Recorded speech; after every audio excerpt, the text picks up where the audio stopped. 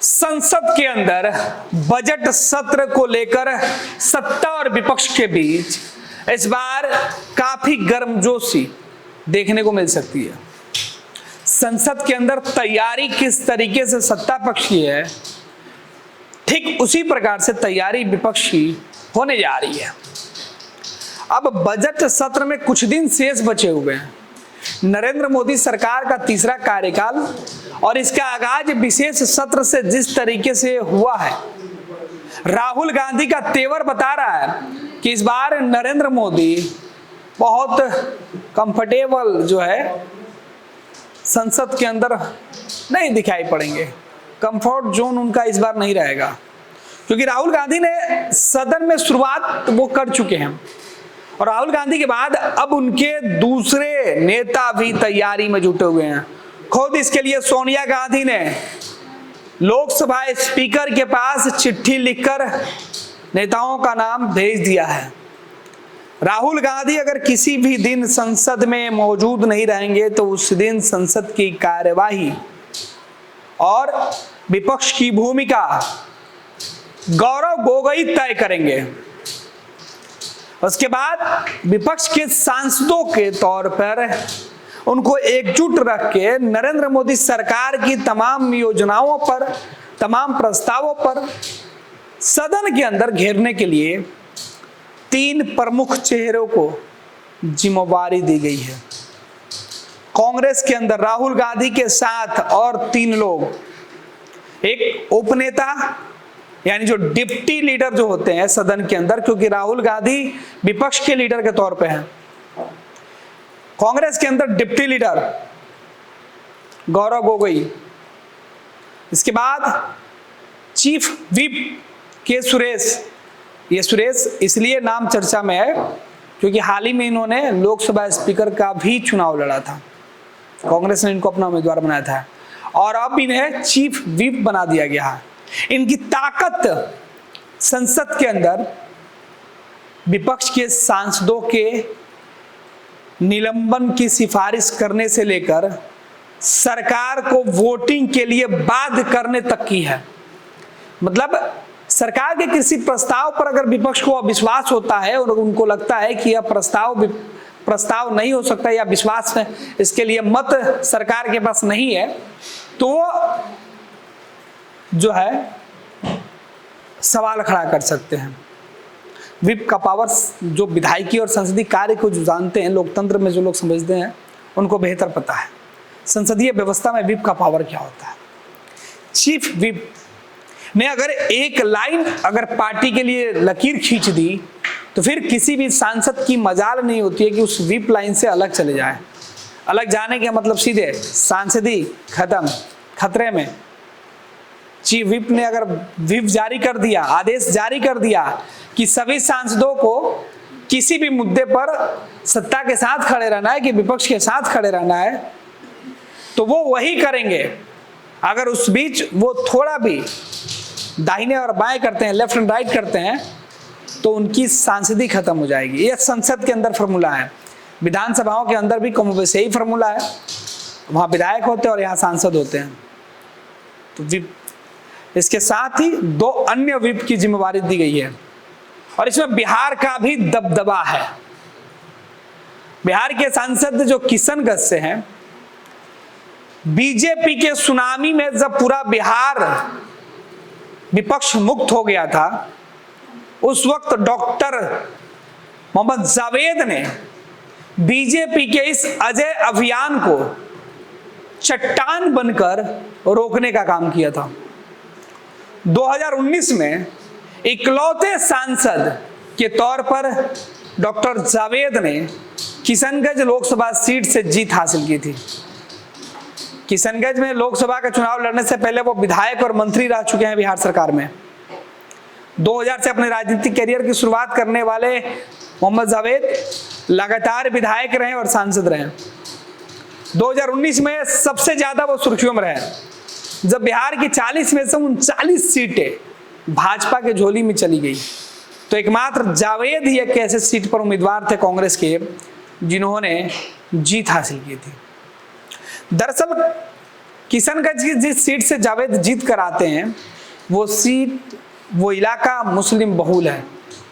68% मुसलमान हैं, 32% वहां हिंदू हैं।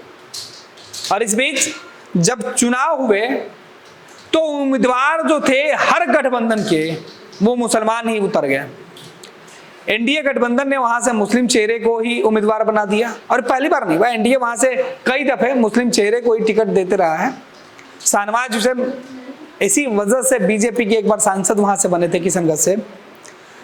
तो डॉक्टर जावेद भाजपा के अजय रथ को उन्होंने किशनगंज में ब्रेक लगा दिया, जीत हासिल कर ली। और 2024 में भी उन्होंने जीत दर्ज कर ली।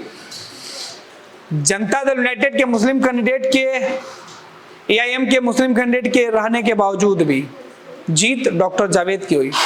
और छोटी मोटी जीत नहीं थी, 60,000 वोटों के लगभग एक बड़ी मार्जिन का अंतर था इस जीत में। 4 लाख से ज्यादा वोट उनको मिले थे डॉक्टर जावेद को। डॉक्टर जावेद ने जीत हासिल की। यह किशनगंज का वो, बिहार का वो इलाका है जहां कांग्रेस का गढ़ हुआ करता था, लेकिन एक वक्त ऐसा भी आया कि कांग्रेस के हाथों से यह गढ़ छिटक गया। और ये पूरा मामला सायरा बानो केस से हुआ हुआ था।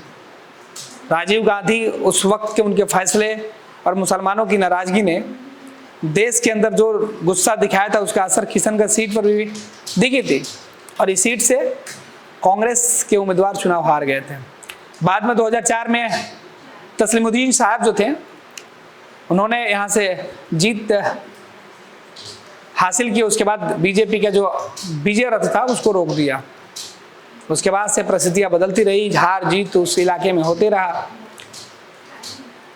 तो डॉक्टर जावेद को अब बिहार के जो सांसद हैं उनको दिल्ली में कांग्रेस ने बड़ी जिम्मेवारी दी, और जिम्मेवारी राहुल गांधी की कोर टीम में दी गई है। राहुल गांधी बीजेपी को संसद के अंदर किस तरीके से एक्सपोज करेंगे, बेनकाब करेंगे, राहुल गांधी किस तरीके से प्रधानमंत्री नरेंद्र मोदी और अमित शाह को जवाब देंगे। अगर राहुल कमजोर पड़ते हैं होमवर्क करने में, तो उनके साथ जो उनके सहयोगी होंगे, वो गोगोई साहब हो या फिर डॉक्टर जावेद हो या के सुरेश हो, ऐसे रणबांकुरे कांग्रेस ने तैयार कर रखा है संसद के अंदर कि राहुल से एक चूक दूसरा जो है हथियार जो है कांग्रेस का वो सामने होगा।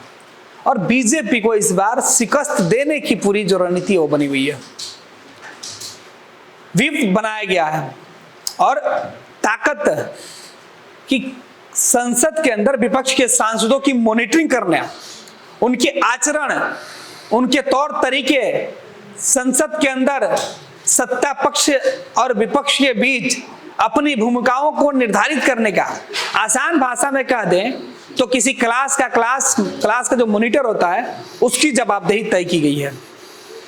तो बिहार का किशनगंज का यह सांसद अब संसद में कांग्रेस पार्टी का मॉनिटर बन के बैठेगा। राहुल गांधी के टीम में ये शख्स अब जिस तरीके से उपलब्धि हासिल किए हुए है कि बिहार के कई कांग्रेस के जो सांसद हैं या कांग्रेस के जो बड़े नेता हैं देश भर के, उनमें से बिहार को राहुल गांधी ने तवज्जो दिया है। यानी राहुल 2025 के चुनाव के मद्देनजर बिहार में अपनी पूरी तरीके से टीम जो है वो मजबूत करते हुए दिखाई पड़ रहे हैं। मोहम्मद जावेद को बड़ी जिम्मेवारी दी गई है। अब देखना है कि जावेद को जो जिम्मेवारी मिली है वो कुछ ही दिनों में बजट सत्र के दौरान उस जिम्मेवारी का वो किस तरीके से संसद में पालन करते हैं। राहुल गांधी ने जिस उम्मीद से उनको ये जिम्मेवारी, ये दायित्व दिया है, उसका वो कैसे निर्वहन करते हैं वो भी देखना दिलचस्प होगा। फिलहाल संसद में राहुल गांधी की टीम में बिहार के सांसद ने जिस तरीके से अपनी धमक रखी है, अपनी चमक बिखेरने का उन्होंने वादा किया है, और जिस तरीके से बीजेपी को टक्कर देकर, बीजेपी और एनडीए को हराकर वो संसद में पहुंचे थे, इसका इनाम भी राहुल गांधी ने दिया है।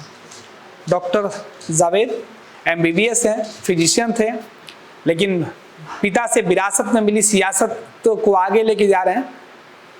कई दफे के विधायक रहे, 2 दफे से सांसद हैं, और इस बार भी मौका मिला है, और अब संसद में नई भूमिका उनकी तय हो गई है। पनोरमा ग्रुप, जो सोचता है वो करता है। ये लो मुंह मीठा करो, आज मैंने अपना जॉब छोड़ दिया, अब हम पूर्णिया वापस जाएंगे। जॉब छोड़ दिया है? मतलब ये घर कैसे चलेगा? हम करेंगे क्या? और माँ बाबूजी क्या बोलेंगे? इसलिए मैं एक और मिठाई का डब्बा लाया। अपने बिजनेस के लिए लोन अप्रूव हो गया। अरे लोन अप्रूव हो गया वो तो ठीक है, लेकिन पूर्णिया में हम रहेंगे कहाँ? अपना घर भी तो नहीं है वहां। इसलिए तो एक और मिठाई का डब्बा अलग से लाया हूं। हमने पूर्णिया में घर ले लिया है, पूर्णिया के ई होम्स पैनोरमा में।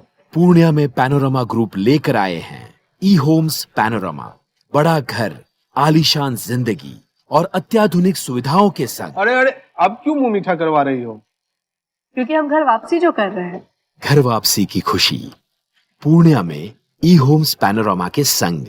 ई homes panorama, luxurious lifestyle redefined.